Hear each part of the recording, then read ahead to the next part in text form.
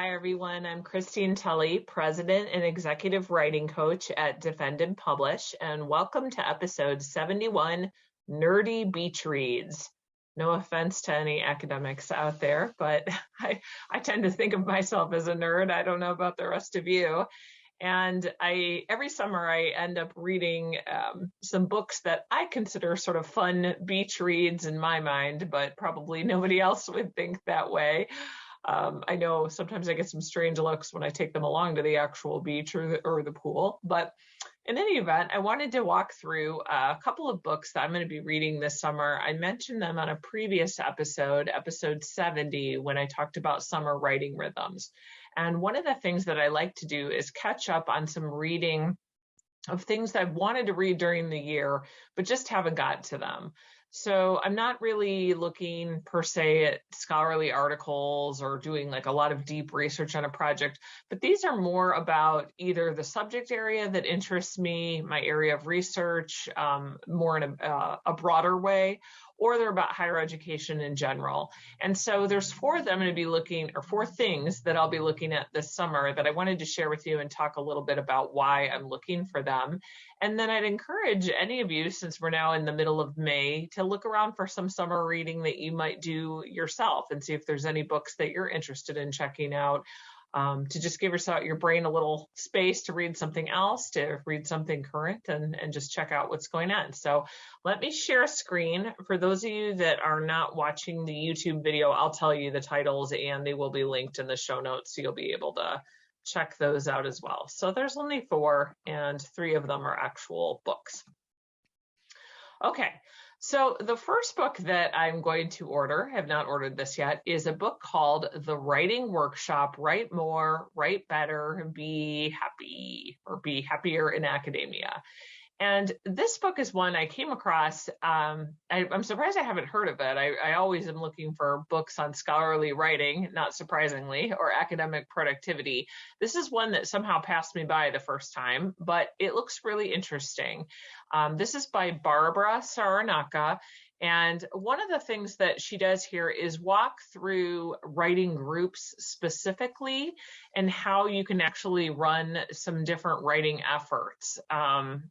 And the thing I like about this specifically is that just looking at this description, it looks like it puts the impetus on you as the researcher or the scholarly writer. And I like that because a lot of us can't rely on our institutions to offer writing support. That is why Defend and Publish exists. Many of our clients come to us because they don't have that kind of writing support at the institution. And so I like this one because it seems to offer some guidance in how to start some of your own efforts and to make sure that you're using some of the writing tips that are in there to be a little bit more proficient. So I also like the emphasis on happiness. One of the missions at Defend and Publish is thinking through how writing can be a little bit more satisfying and joyful versus something to be feared. So this is one book that I will be reading, and this is actually the first one I know I will be reading. So again, it's called The Writing Workshop. I will put a link in the show notes, and you can check it out on YouTube too on these videos if you watch it on screen. The second book I'm going to read is a book called Candid Advice for New Faculty Members, A Guide to Getting Tenure and Advancing Your Academic Career. This is not a subject that I need for myself personally in terms of my own career. I have tenure. I am a full professor, so I'm through the rungs. Thankfully, I'm very grateful. But one of the things that I do as part of my work at the University of Findlay, where my academic position is train faculty for tenure and promotion. And so I'm always looking for at least one book during the summer that will help me with some of the things I need to do for them. But it also usually helps with clients for Defend and Publish. So this particular book offers new advice, I think, that's a little bit more modern in scope than some of the previous books about how to achieve tenure. So one of the things I know I liked about it from the description was that there was an emphasis on actually trying to get tenure within current conditions right now. So thinking about what do we do if you're managing parenting or you're managing elder care or you're at an institution where you're the only person in your department, and some of the things that acknowledge a lot of different models besides just working at a research-oriented university, although I'm sure that's covered too.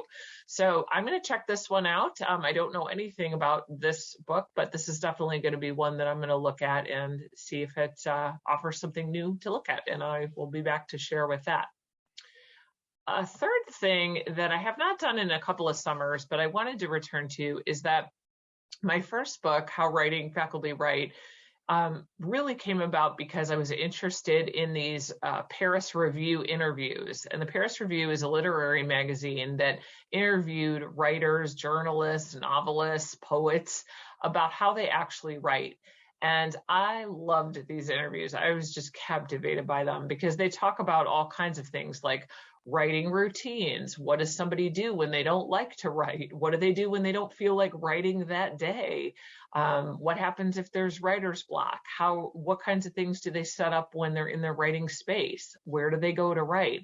And why I really like these interviews is that they show there's no one way to do writing. And I think we probably all know that. If you're listening to this podcast, you've probably heard that before. We have strategies that you can try, and that's why I'm always showing you new strategies every week. But I love these interviews, and right now you can get most of them are online and free. If you just type in the Paris Review and interviews, pick a different interview to look at, 1 or 2 a week. I don't do all of them. I've tried to kind of jump around.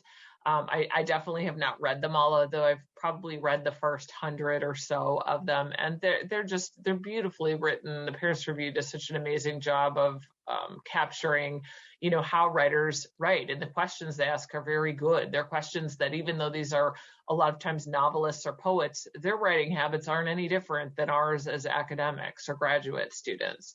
So this is something that would be a great lunch read.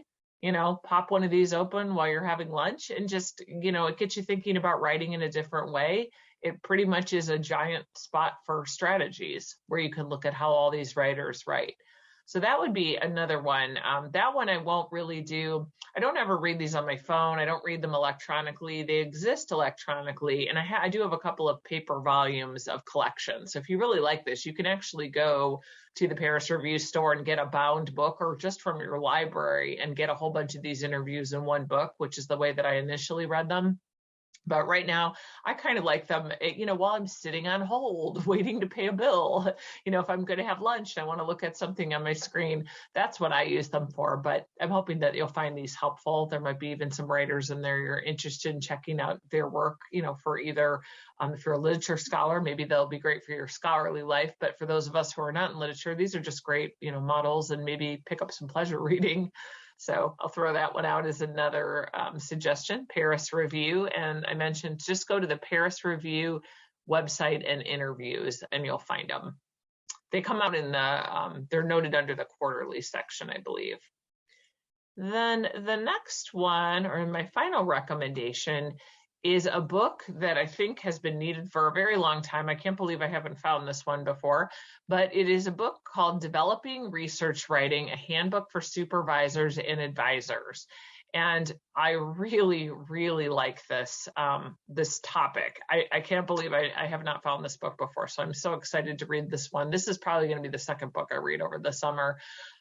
Essentially what it does is it offers a guidebook to those of us who advise PhD students in our labs that might be writing articles with us, master's students, postdocs, anybody that we're working with and trying to help them learn how to write while we're also looking at the research aspects of their projects. And I mentioned a direct-to-graduate program at the University of Findlay. So this is something that I do with my own thesis students. I'm so excited to read it for that reason. But also the number one reason clients are coming to us that are graduate students is because someone along the way has not either been helpful in teaching them academic writing, or their dissertation advisor or chair is maybe telling them something to do, but the client doesn't understand what that is. They can't interpret the commentary. And sometimes, often chairs don't provide much feedback on research or writing. It's assumed that by the time you get to a PhD stage, you should know how to do this already. And we all know from the faculty side of things, that's not the case. Many of us are still learning, me included. And I love learning new strategies and all about this stuff. And I don't know all the ways to solve all these problems. But this developing research writing, I like it because it basically serves as a guidebook of the different areas to work with your graduate students. And I like that because I often feel that dissertation chairs and research advisors a lot of times get a bad rap that they're not helping their students when maybe they have never been taught how to help students how to write. Or they can write, but they don't know how to teach someone else how to. If that's not your area of research, that would be a problem. That's something that they don't know how to do. And as a side note, this is one of the reasons why Defend and Publish as a company exists. We have PhDs in writing studies. We like this kind of stuff. We, many of us are in English or in writing. And, this is the kind of thing that we do. This is what we teach undergraduates. This is what we teach our own graduate students. But for faculty members who are not in writing and have not been taught how to teach others how to write, that's a difficult skill. It's really tough. So I love that there's a focus here about how to write about research, but it actually is set up like a handbook. So, this one is a little bit more pricey. It shows here that it's like $46.95 US, but I think it will be worth it. You can get a used copy. I know I'm gonna get my hands on this, and this will definitely be the second one I read. So hopefully you like my nerdy beach recommendations.